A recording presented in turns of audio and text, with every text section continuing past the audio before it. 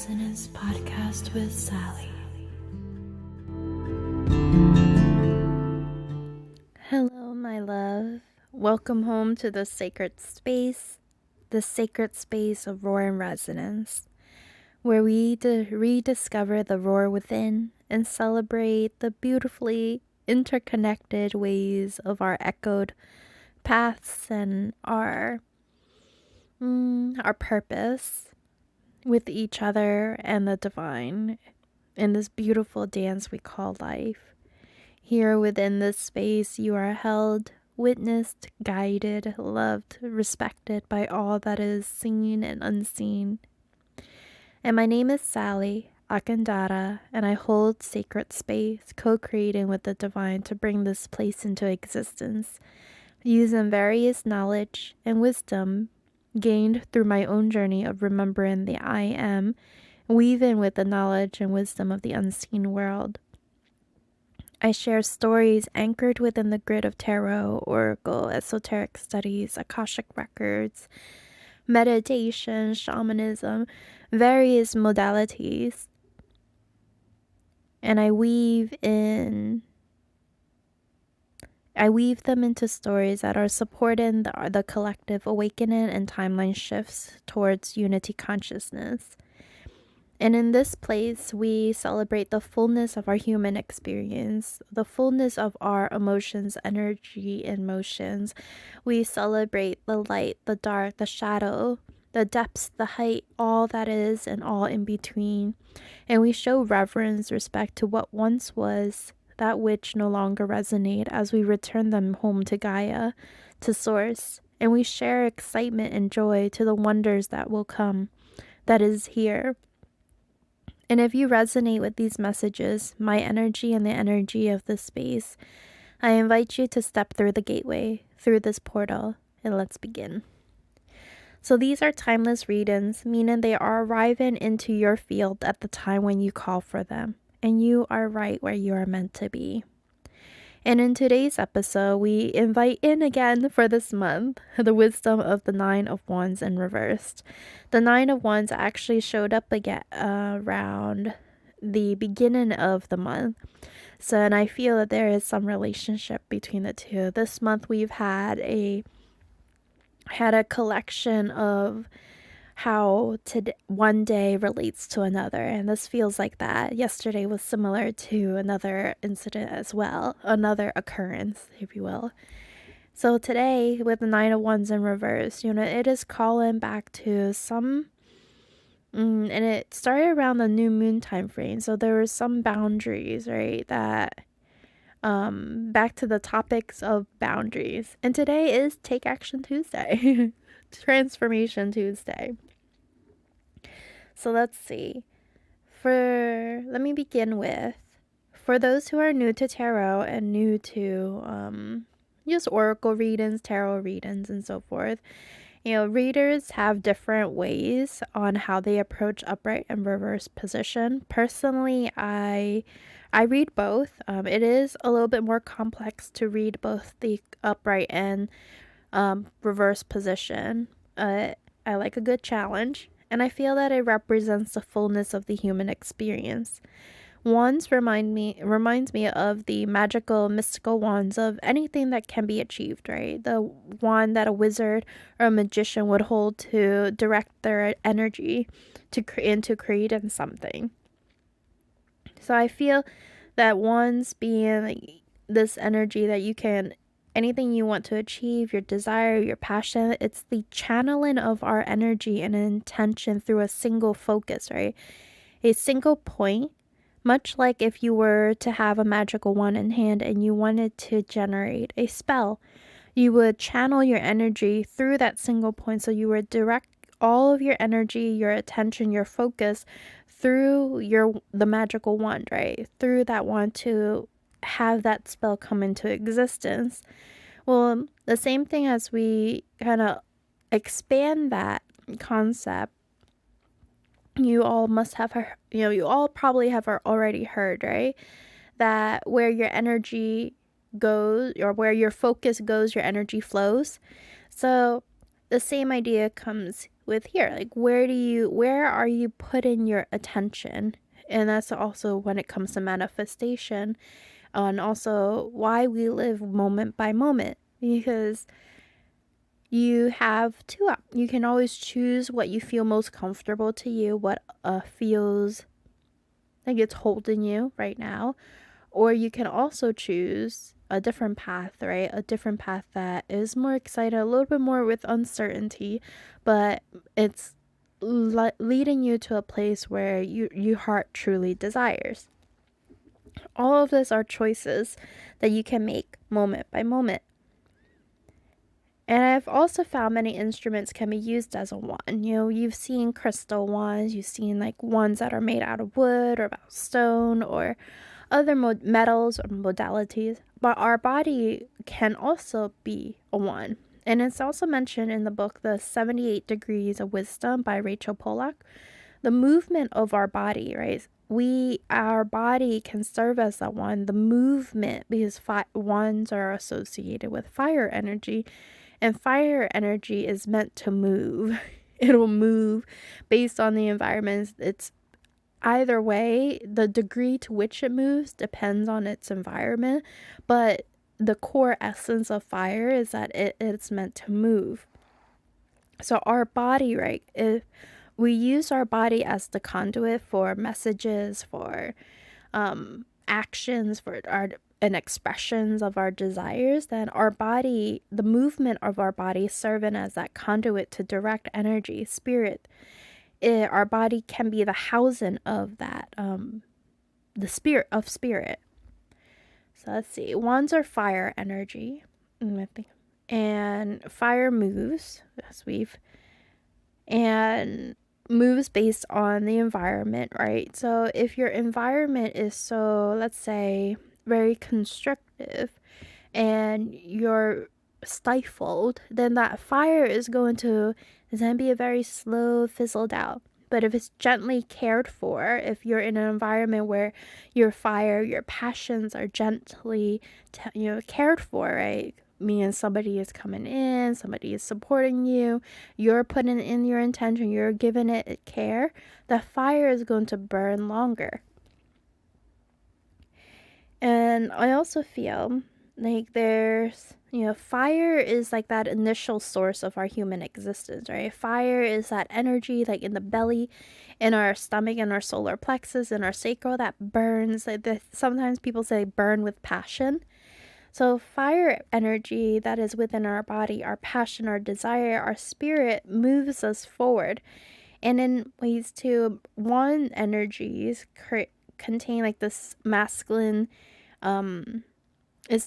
is also a representation of the sacred masculine energy, or this energy of like this moving forward energy, similar to the phallic association of the human anatomy, but to direct that energy towards creation, right? The sacred feminine is the expression of that initial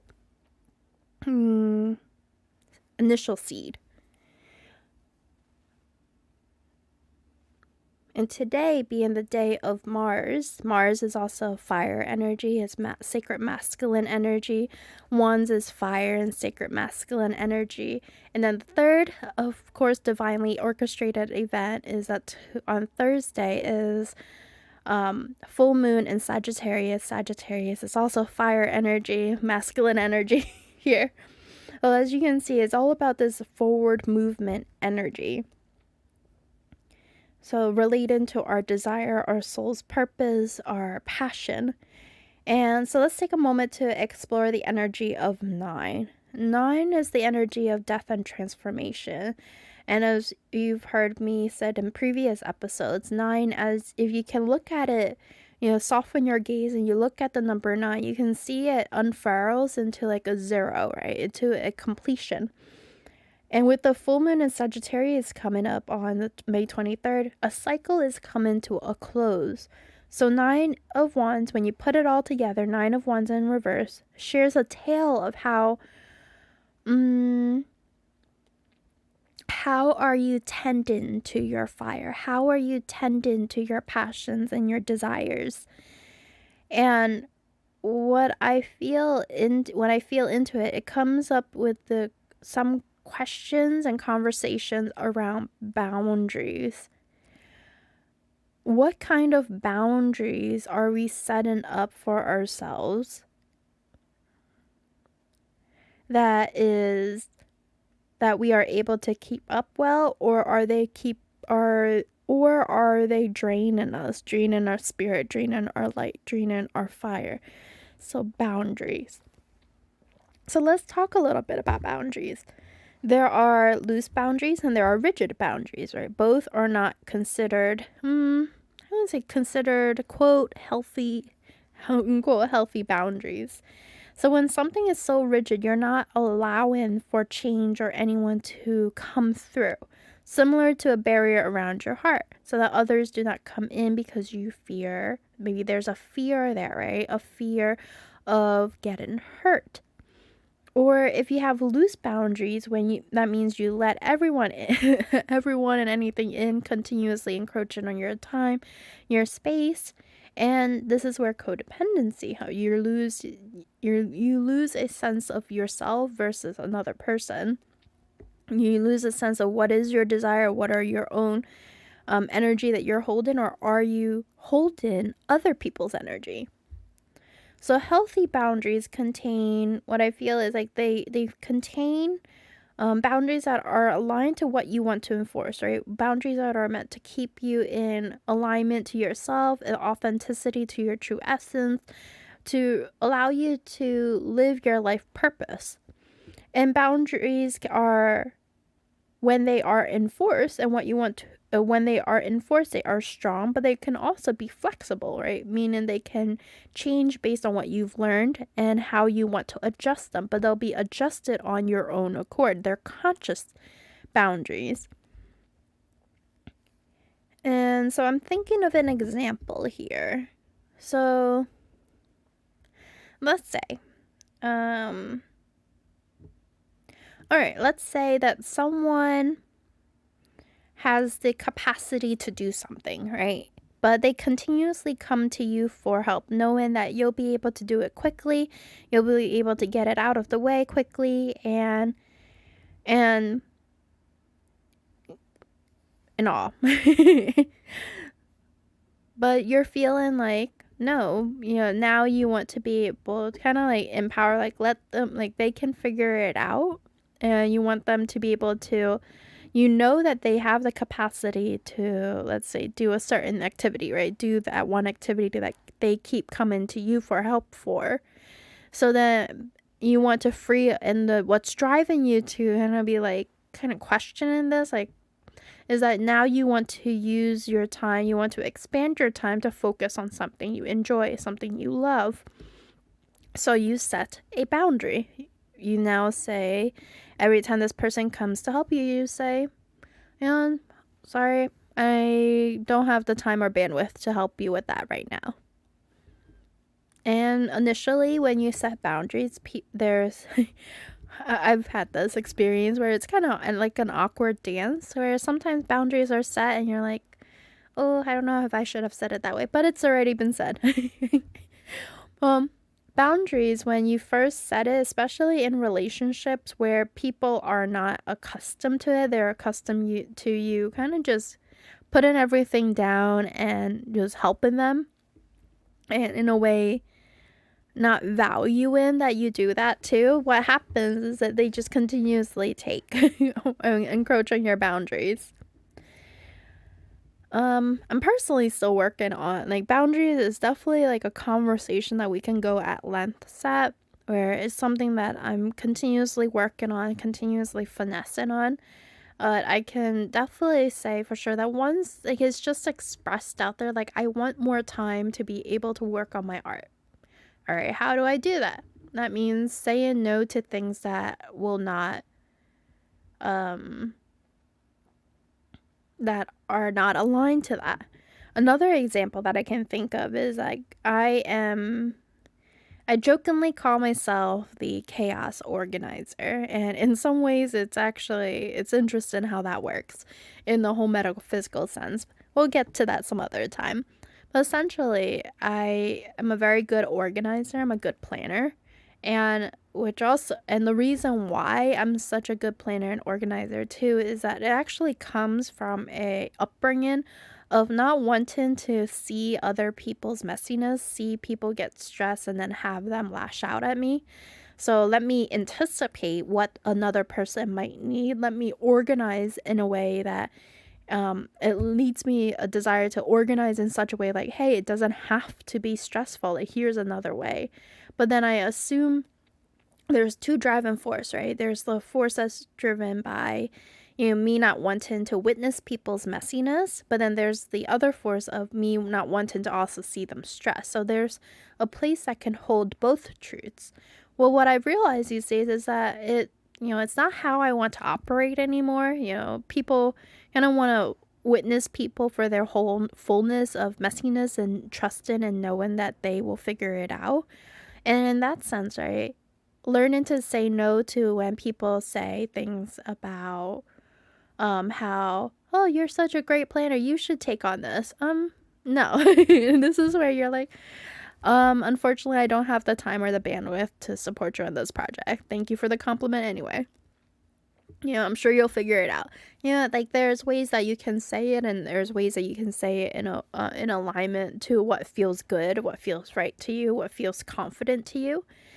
But then you create more space for what you enjoy, what you love. And that's the intention, like my personal intention, right, is to be able to create room for what if I were to think about decorating a house, I would want to fill my house with things that I love, right? Things that bring me joy, things that I resonate with where I am right now and where I want to go.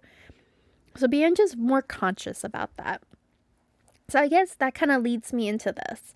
There's this invitation to take stock of what boundaries you are keeping emotionally, physically, mentally, spiritually.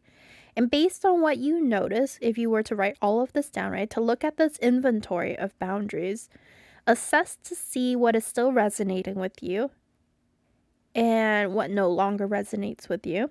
And can you show reverence, care, love, even celebration, and conduct a ritual, right? Paying like respect to the boundaries that no longer resonate with you because they had served you at some point in your life.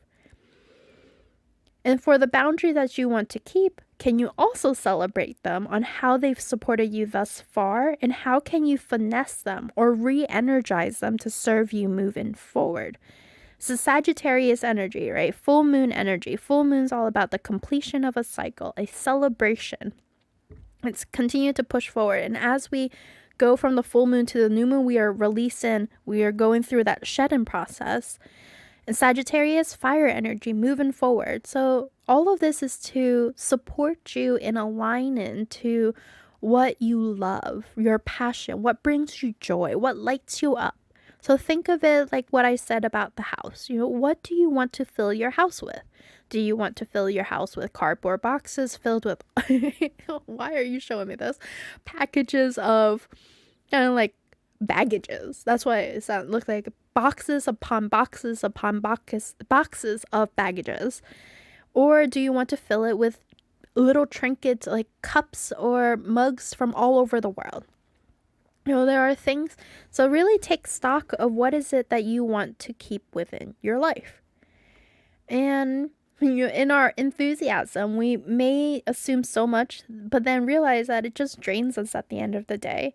And boundaries are a great way to keep us full and whole, because how are we to support another person if our cup is empty? So how do we do it in a way where create boundaries that will not drain us while also holding the integrity for ourselves and with other people? And unconscious boundaries, they become like walls, armors that 10 feet thick that cannot be pierced, leaving us either anxious or emotionally avoidant, even closing prospects of love or abundance, like a helicopter parent stifling the growth of new sprouts before they could even reach full height. Or if you have a boundary that's so loose, right, you have so many people just taken from your hard-earned garden. All the fruits of your labor, they're just taking it without ever lifting a finger, taken and taken without any consideration or valuing your own contribution. you're left with nothing. You're left with no fruits or vegetables to feed yourself. So today, I can feel the energy. It's like so like, this is how we're gonna do it. This is how we're moving forward. And I say it with so much love. Is that today is about just take action Tuesday, right? Transformation Tuesday, Mars Day, a day of taking action. So what I leave with you today is an invitation to explore your boundaries and celebrate your boundaries that once protected you and supported you, but no longer is serving your way of being. And I'm going to do the same. So let's hold and celebrate and finesse the boundaries that are presently moving us forward. And what am I ready to let go of? And that's all the messages that I have for you today. Thank you so much for tuning in. Thank you for, listening to me rambling about all these stuff. I love talking about all of this. I really appreciate it. And that's all that I have for you. We'll close circle right now. Thank you to our guides, our guardians, and our divine love. Thank you to you for choosing you. Thank you to me for choosing alignment to my life path. Thank you to all of us for being here. And thank you to Mother Gaia for holding us and taking what no longer resonate and transmuting them into nutrients for our growth. Until next time, I love you,